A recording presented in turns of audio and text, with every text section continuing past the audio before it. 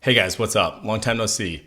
I just got back from the gym. I just took a shower. I'm getting ready to start my day, and I wanted to just jump on here before anything, unscripted, just give you an update and tell you what's been going on.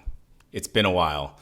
It's been a while, and for anybody who's been following me, I mean, I've posted like what 6.5 videos, and then I took a month's long break, and probably anybody who was following me, all like three people that really seem to follow all my videos. If you wonder whatever happened to me, if that ever crossed your mind for even just a second, I'll give you an update. Things are different. Things are better. I feel like I have learned the lessons that I needed to learn in this time. And it's been messy and it's been weird. And I'm sorry that I stopped posting. That wasn't my plan. My plan was that I was going to walk in real time, walk this journey in real time. And that would have been amazing to do. I was still in the messy middle. I was still just confused. I didn't know what lessons I needed to learn. Everything in life seemed confusing and didn't seem like it fit into place. Yeah, like a puzzle before you put all the pieces together and make it complete. That's the explanation. It's no excuse. I think that to live out loud, to live open, is a huge part of what makes you complete. A complete individual is the ability to do that. I haven't done that thus far. I really haven't committed to it yet, but that is how I want to committed to the YouTube portion of that yet. But living my life in that way, just unlocked, just completely free to be myself, to say what I want to say, to feel what I want or need to feel. That is the way to live. And I'm really happy to update you and let you know that that is where I'm at right now. Today is December 17th, and something about the air today, something in the coffee, makes me think that the year starts now. My year starts now. It just feels right. It feels like the lessons that I needed to learn, I learned, and I'm here and I'm ready. I'm ready to face whatever comes. My life is not perfect at all, but a lot of perfect things have been happening lately that have just led me to this place where I feel like I am completely at peace. I'm at peace with the good things that have happened and are happening, and I'm at peace with the bad things that have happened and are going to happen in the future. And it feels good. It feels right. How did I get here? I can tell you specifically. It was my friend Nick. We had a point we'd been hanging out quite a bit this year, kind of starting in March and then, kind of ramping up throughout the year. Well, about midway through the year, he sat me down and he told me, look, man, I've really been struggling with something that I needed to tell you. And it was something that was not good. It was something that, might have been like a little bit of a betrayal. But what he told me is, you're important to me. You matter to me as a friend. I don't want to lose that. And I cannot go on being your friend and not being honest with you. And he was honest with me. And I listened. I told him, look, I need to think about this. Give me a few days and I'll get back to you. I thought about it. I just looked inside myself. I said, what do I want? What do I want? Do I want this friendship? Do I want to be angry at this person? Do I want to cut them from my life and move on? And I think I saw in that moment when he was expressing what he was to me, just this gesture of true and honest friendship and, frankly, love. I saw it for that. And I said, I want that. I want to be loved and I want to love other people. And I think that was the moment that kind of broke open what has been an awakening. I'm not spiritual. You can tell in my voice and the way I roll my eyes that I do not like spiritual things, but I do like saying the appropriate words to describe things. Precision, there's something to that, picking the right word to describe the right feeling. And love is it. And that was kind of the catalyst. That's what started this next chapter. And it's been messy and it's been weird. And I feel like I'm waking up. In fact, that's the term that I've been using. Every time I save some Instagram, I save it to a folder called Waking Up. Some Instagram that speaks to me, speaks to where I'm at, speaks to a lesson that I need to learn. Usually it's like something that's been floating around in my head, but then I saw this little Instagram that had this quote on it, and they said just perfectly what I was trying to put together in my head. They put it into words, and I saved that in a little folder called Waking Up. I do the same on YouTube. And man, it's been a really incredible time. Incredible things have been happening. I've been making friends. I've been learning what it means to be a friend. For me personally, with my background, I didn't know that friends were important. I didn't know that I needed friends. I thought that they were just kind of something that you tack on to a good life. Like when I think of what the perfect life is, it's having money, it's being happy, it's traveling, it's having friends. And I lumped it in that category of just kind of attributes, but not really something that I'm active in. And I never have been. That's part of how I was brought up. I think the vibe that my dad set for our household was a very much us versus them. I am 100% convinced that that's a result of his own trauma. He was made to feel othered, or, he was bullied, something like that. Something in him made an attitude of us versus them, and I adopted that, and I've gone out into the world, and I've, come into adulthood with that. And it doesn't mean that I didn't have friends. I've always had friends. I've just been secretly, deep down, still believing something that there's a wall at some point. Friends come to a certain level and they hit that wall and we don't go deeper. I don't talk about things that matter. I don't talk about things that are painful to me. I don't truly care about them. I don't call them. Unless all of that is somehow in service of just creating this visual of a good life. That is how I've lived up until now. I stepped onto the other side, and friendship has been one of the biggest things for me. I have understood that friends matter, and I need them. And I think the greatest thing in life is connections to other people. And the way to have connections with other people, whether it's a friend or a romantic partner, is to see and be seen. That's what you do. That's what's happening. That's how important and meaningful connections happen, is you see them and they see you, and fully. I was never able to do that before. And over the last 6 months, I've taken a lot of opportunities. I talked to my mom. She came to visit me for a week, and I think she just, kind of did it out of motherly duty. You check in on your kids, see how they're doing. And I love that about my mom. I love that she'll do on automatic the things that we should all do. We should all call our friends and check in on them. We should all show up to our family get-togethers.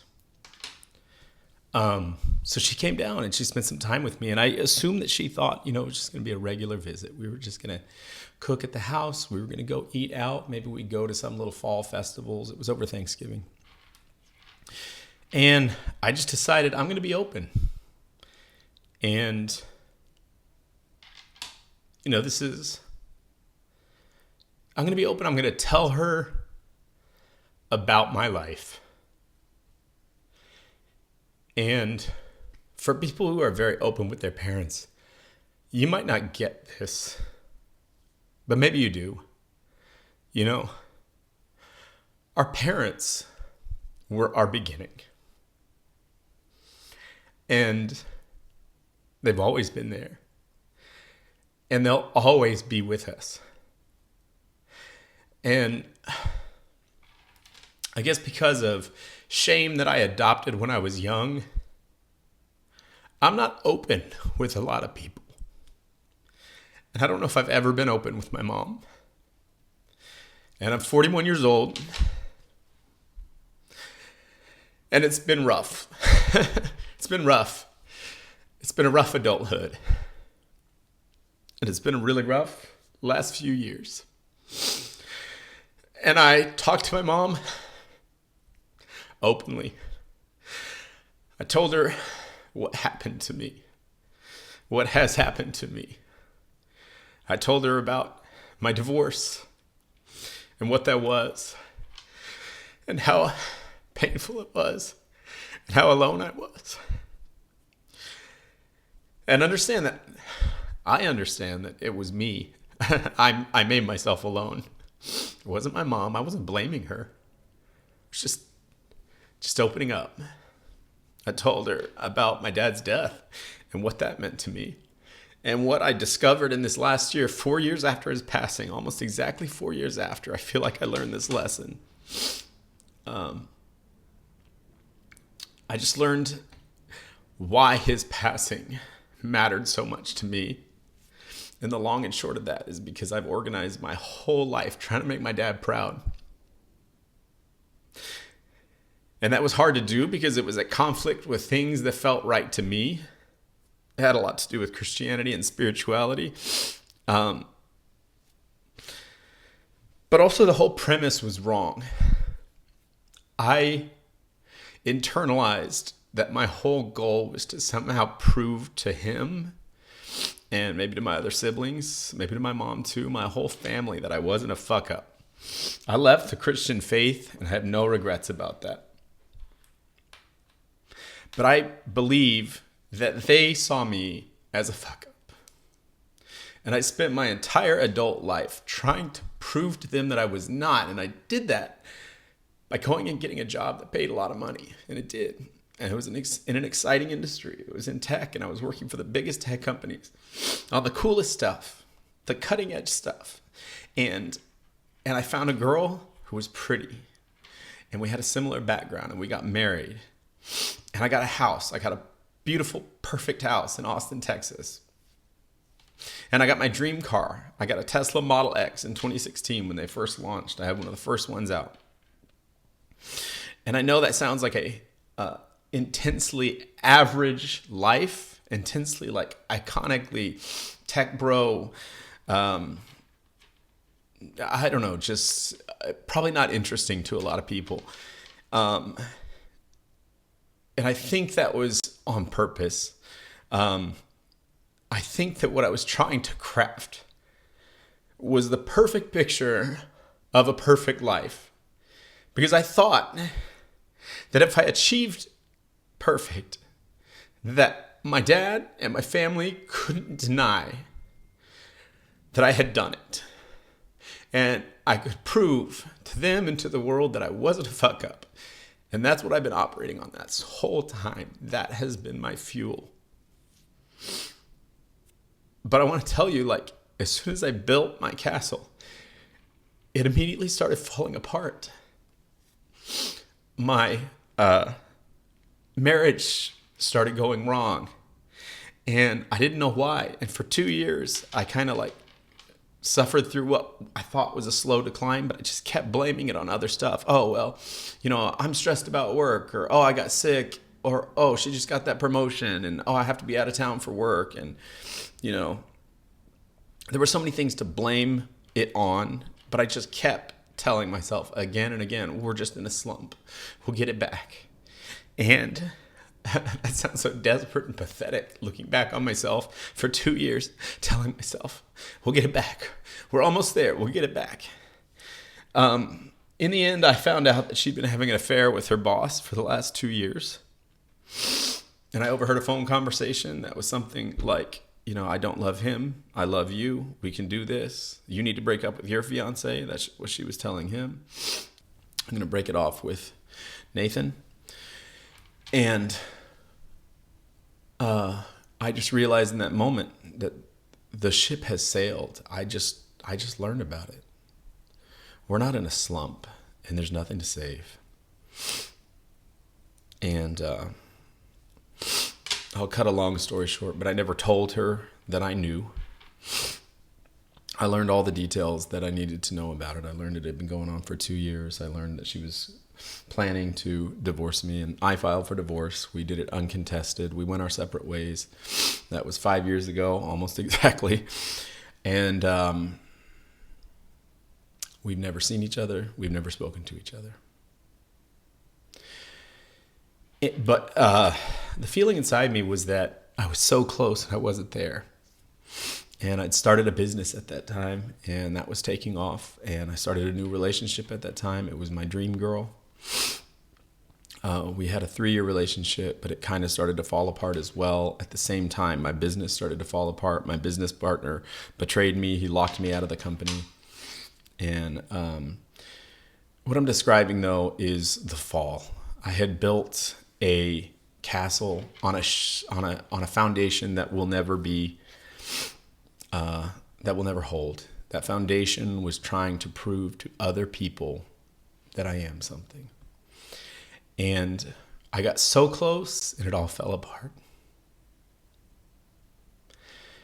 You know, I built a relationship with a wife and it fell apart. I built another relationship after that and it fell apart. I built a business partnership and it fell apart. I built a business and it fell apart. I built money and I lost it. Building the business. This year has been my rock bottom. It's been the low. And I found myself sitting in a pile of rubble and I guess just sitting with my thoughts and my feelings and the absolute pure feeling of defeat.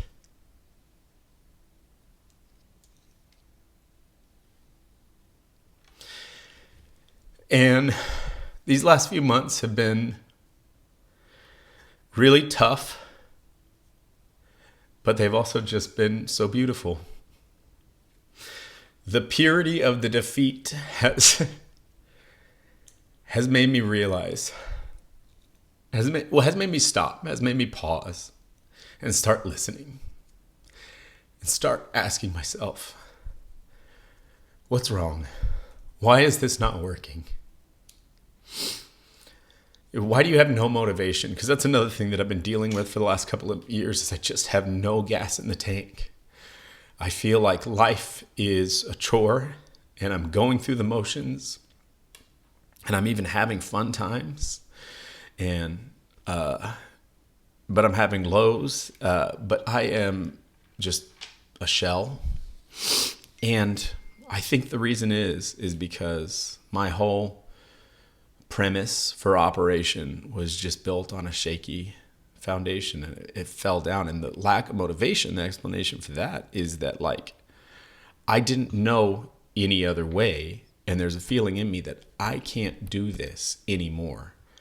I can't do all this again. I can't build another business and watch it fall down. I can't start a new relationship and watch it wither and die. You know, same for friends, same for anything, same for a hobby, same for, you know, anything that I set out to do, like a new gym routine or a new diet or something like that. There's no gas in the tank. So I need a new premise. And that's where I'm at right now. That's what I need. That's what I need to work on. Well, being open with people, seeing and be seen by friends, by my mom, has opened up the doors. And I want you to know that I'm an unlocked character now. It feels like there was an old me and there's a new me. And they're still connected. I still have all the same insecurities. I've got all the same bad habits. But it's different now. I'm an unlocked character. And I'm starting to see life as perfect. The good stuff that happens to us is perfect. The bad stuff that happens to us is perfect. If we accept everything as it is, we observe and we respond as best we can appropriately, that's what life is about. Simultaneously, life is about creating. We are an active player in our lives, in the lives of the people around us and in the world at large. We are active characters. We're unlocked, but we're active. We build it. And if we don't do it, who will?